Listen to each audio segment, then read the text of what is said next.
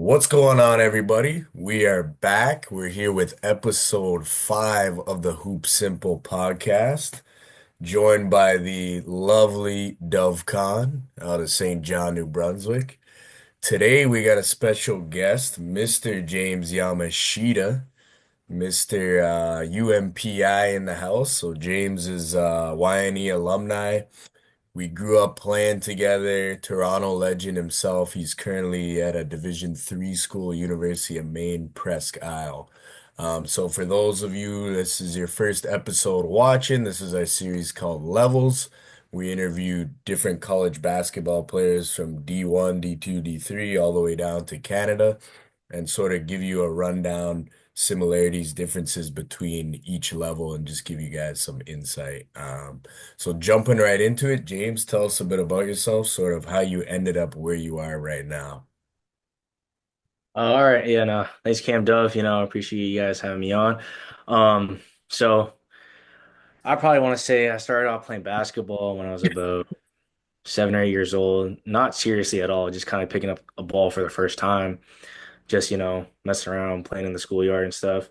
But I'd probably say I started taking it a lot more seriously when I was about 11 or 12 years old is when I first kind of joined my first club. Um, and that's kind of when I wanted to play a bit more seriously and competitively. Mhm. I really started to fall in love with the game then and there.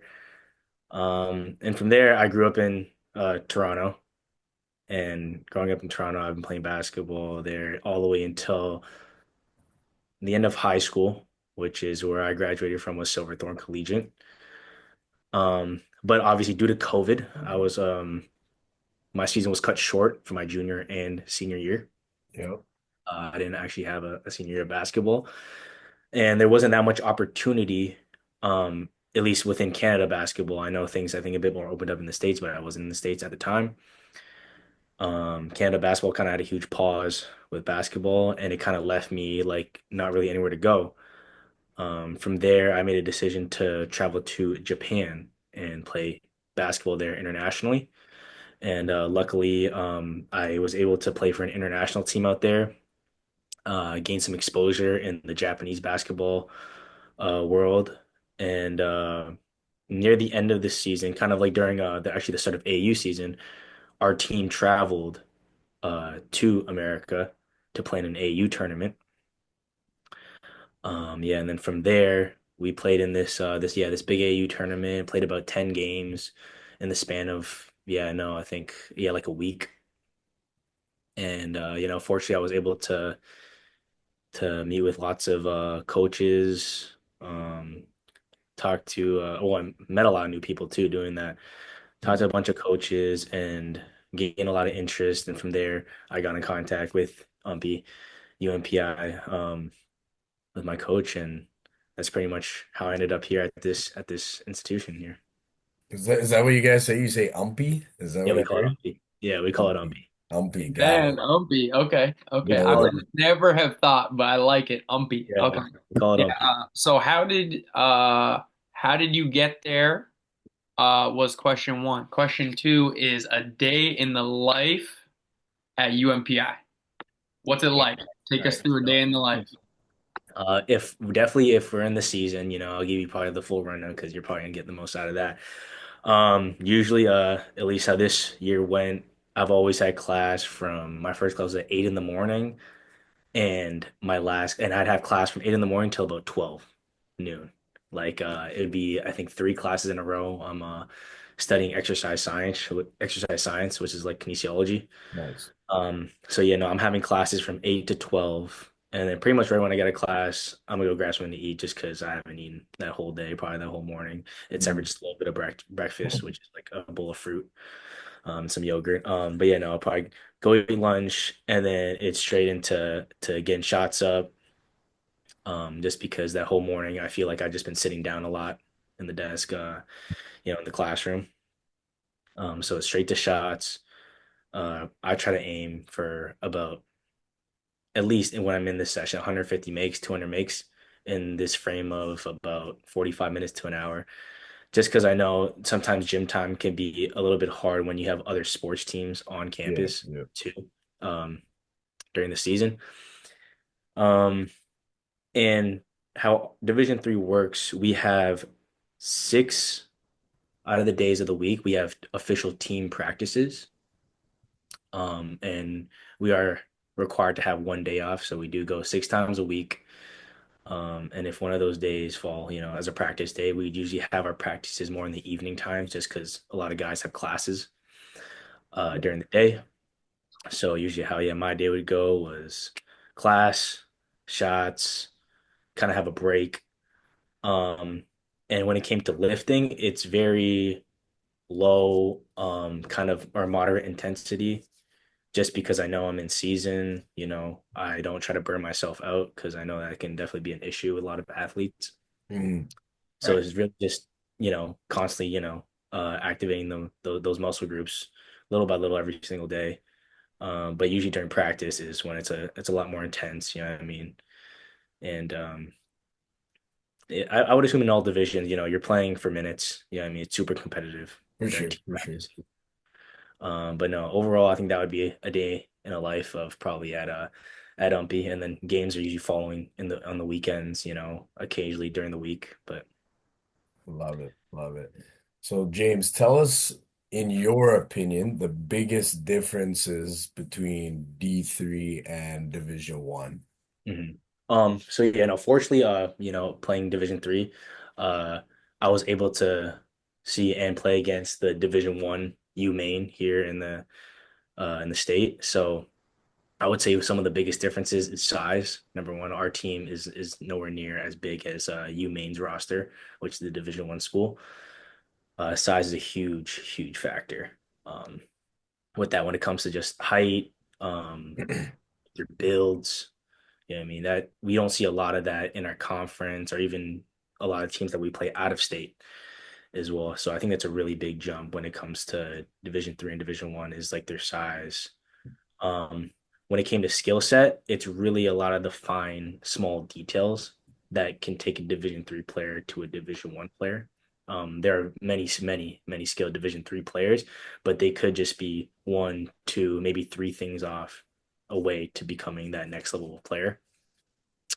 But that's where I say the biggest differences between Division 3 and Division 1. That's something we've talked about in my league because whenever we're scouting another team, we're talking about there's a reason why this guy is here playing against us and not somewhere else because he's got a flaw, and then we're trying to figure out what that flaw is based on that. So, absolutely makes sense. It's going to be those little things that you have to watch film to find. Moving on to rapid fire. We're going to be hitting you with some Some this or heat. that, this or that type questions, and don't think too hard. Just go with your heart and answer some questions. All right. 10 questions, quick, don't think, just answer, all right? So we'll start off. Number one, three-man weave or shell drill. Shell drill. Oof. Yeah, I'm taking shell drill. Some of the three-man weave fans are not. I mean, both are bad. Oh, both are horseshit. No, no, don't get it confused. Sorry. That is good though. Thank you for giving me the opportunity. I was saying to Cam, I barely want to talk about three-man weave or shell drill without letting the public know that We are we're not fans. we don't like We're it. not. No, no, Absolutely not. no. Okay, moving on. And one layup or three? Oh, three for sure, and 1 3. We probably knew that was what Yeah, you were going to say. as a shooter. Yeah. Okay, NCAA D3 or CCAA? I'm going NCAA D3. I think I would too myself. I am too. I am absolutely. But let alone, I have heard a lot. It is high level still over there though. You know what I mean? They do got a lot of guys over there that can hoop. Shut up, Dub. Appreciate that. Yeah. Oh, appreciate it. A couple boys will hear that and be like, yo, real one. And they'll appreciate the rest of the podcast. 3-on-3 or 4-on-4? Ooh, I think I go 3 on 3. I'm gonna say 3 on 3. That's a good answer. Yeah. Yeah. I don't know. Love I me don't some know. 3-on-3. I'm a 4-on-4 guy because I feel like it's Both just are good. they're like as a slow guy, there's just one extra rotation available. Right? Yeah. Yep. Just makes things a little easier. And then it also makes guys being able to pass more obvious. So I can like be all fancy as opposed to 3-on-3. It's like more about scoring. I like it. I like it. 30K salary playing pro or Mhm. 100K salary in a cubicle. Hard I, hitter. I'm gonna Oof. be honest, this could be a hot take, but I'm taking the 3K playing pro. I guarantee it's something I'm gonna be love doing, you know? Content. I'm gonna stop you too because I think you might have heard him say 3K and still said yes. No, Oh, yeah, I said 30, He 30. said 30. oh yeah, no, okay, so that's a So, no-brainer so, then. so it's a no-brainer then. That's how Yeah. you know. That's This how you guy, know. this guy's a real Everything's hooper. I down. love that. Yeah, no, I I'm mean, gonna I think it's totally something stop. I enjoy, you know. I would not be mad at that at all. I Love it. respect that absolutely. We got shooting big or paint beast. I'm going paint beast. No question. I No think I question. would too, to be honest. Every guard is Oh gonna yeah, I was about to say want absolutely every paint guard. beast. Yeah, no. All Big, right. big swear, oh, they gotta be fancy and have jumpers and shit, bro. Go get a rebound. Go Yeah. block a shot. I Go knock love the playing ball. with dudes that do that. All right. Gatorade or water? Oh no, I'm a big water guy. Huge water guy. Yeah. I honestly know very few dudes that play like in real games and drink Gatorade, to be honest. Yeah, I think it depends on the situation. During game, I think I'm going water. Me too. After Gatorade every time. Yeah. Oh yeah, yeah. Good day. Definitely. I agree. Good day. We got massage gun or foam roll. Those are both things I do before games and after games. So, wow. I'm gonna be honest. I'm a foam roller. That's something I Ooh, do. I think hot I. take. Yeah. I No, respect I'm that. a huge foam roller guy. Yeah, huge foam roller guy. Massage guns are hot right now. Definitely are. No. People are hating, man. Foam rolling's where it's at. It hurts, but if you know if But it's hurting, you're doing something good. All right, all right. Kyrie handle or Vince Carter bounce. I'm a. No, I think I'd go Vince Carter bounce. I Just think because as a guy that number one was never a high flyer, you know what I mean? And I just kind of see a lot of guys around me just jumping crazy. It just looks really fun. But I'm like, no, Kyrie handles that would be pretty crazy. But no, I think it's I've gotta always be wanted, the Vince Carter bounce. Gotta be I, the bounce. I've always wanted to be a high flyer. But Makes sense. Don't we all? Last one here, Jordan or LeBron? no, I'm a Jordan man. I pick Jordan over Braun.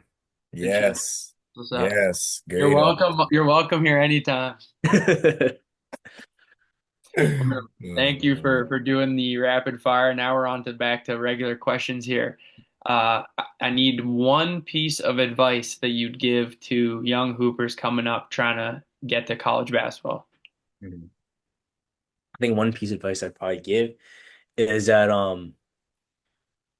drop your comparisons when it comes to comparing yourself to Division 1 guys, professional guys, D2, D3. You know what I mean?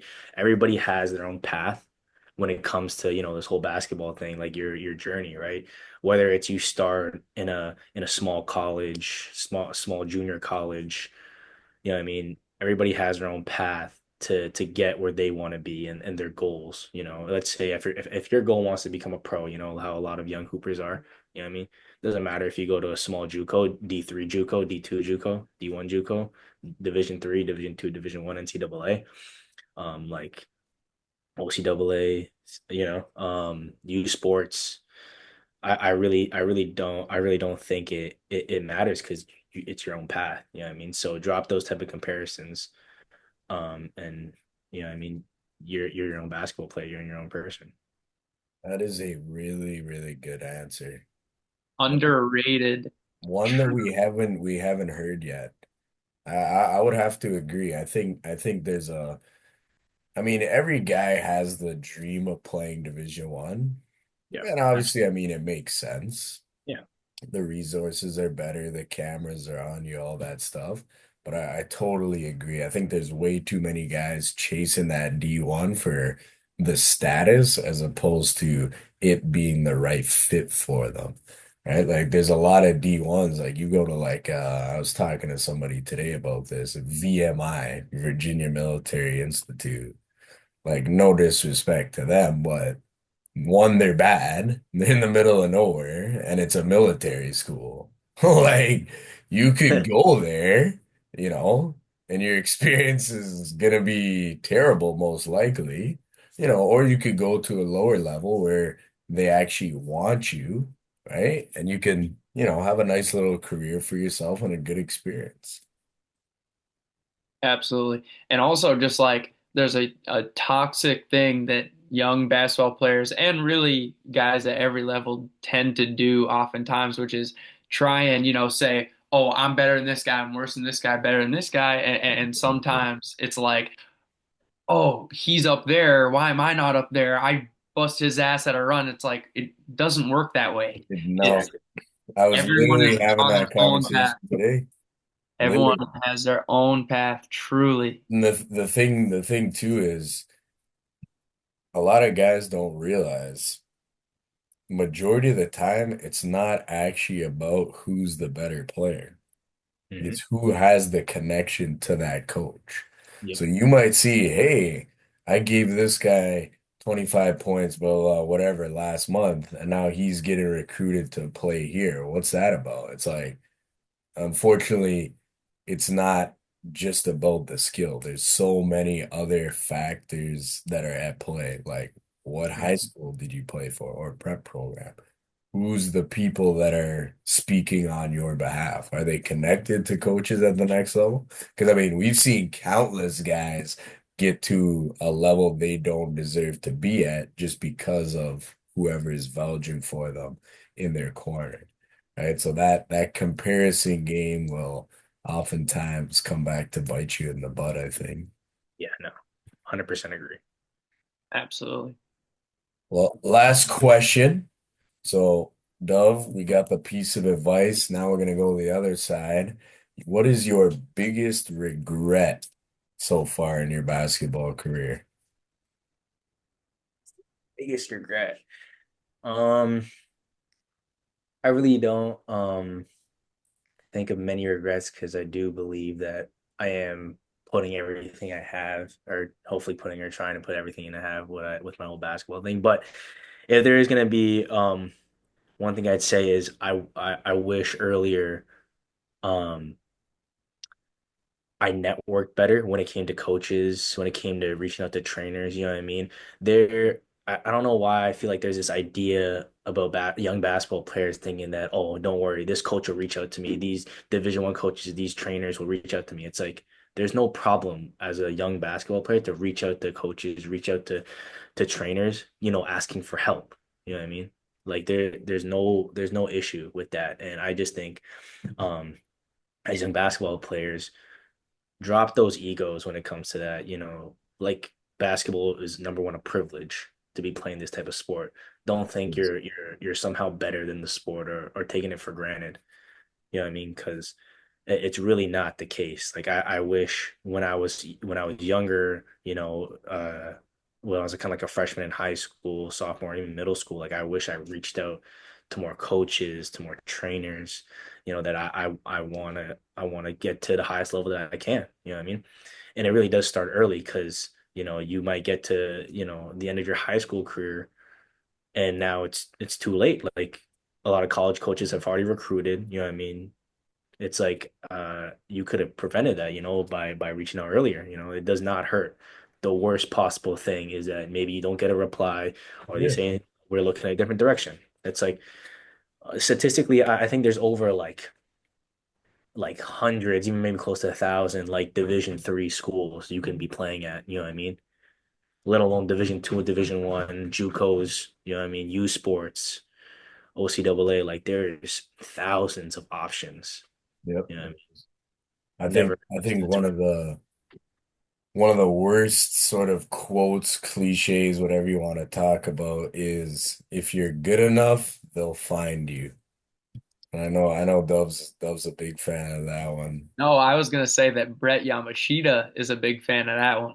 He loves that. He said that one to me, and I was like, "Nah, you right. You're right. And Go that is like growing up, you hear that a lot, and you're like, yeah, it's the truth. Like if And you wanna believe that. you want it You to be true. But want the reality is it's not the case. It's all about opportunity, right? And I think about the same things all the time. Like, when I was coming up, it was the same thing, like especially coming from Canada too, like you really don't have the same opportunities at all. So you're already starting at a disadvantage compared to somebody in the States, for example, right? So if you're really trying to get down to the States, whether it's D1 or D3, you gotta search out for the best coaches, the best programs, best trainers.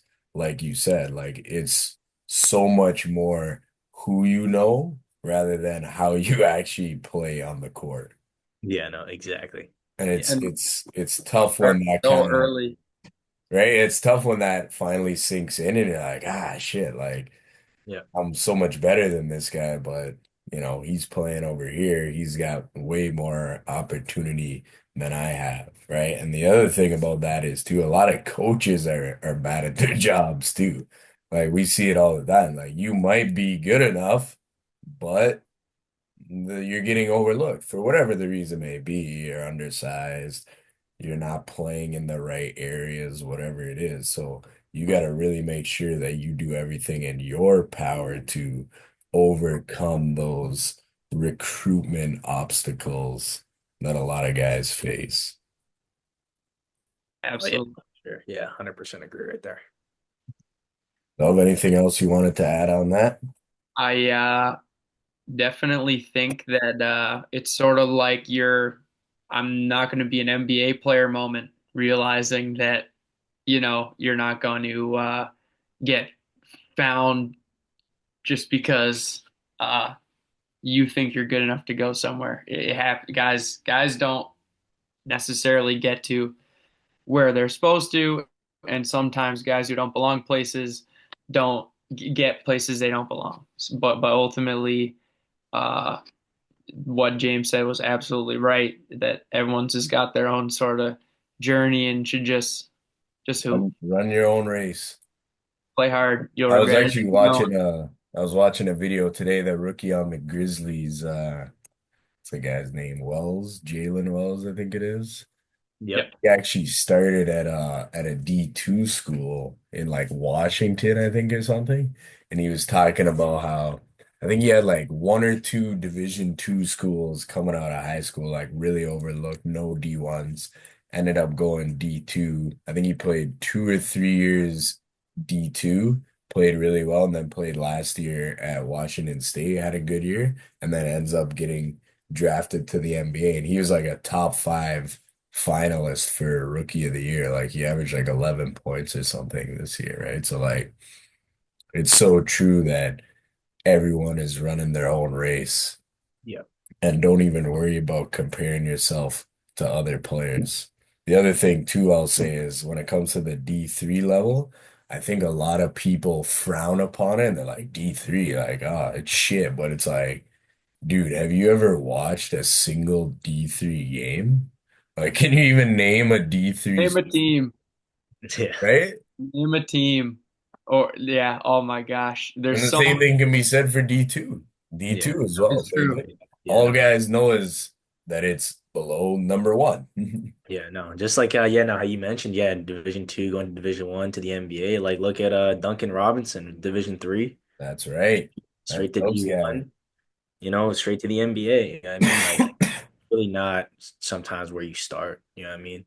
Like you got to make the most of every opportunity, wherever you end up. You know what I mean? Don't think that because it's Division 3 is where you can be like, okay, I can just, chill, I'm not going anywhere, But it's really just getting the most out of it, all the opportunities you have.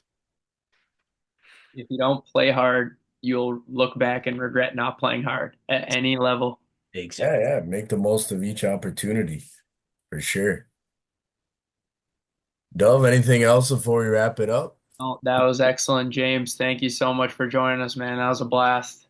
Yeah, no, I appreciate you guys having me out, man. It was a lot of fun. Yep. James, appreciate you. We'll be back next Friday with episode 6. Until next time, guys. Thank you.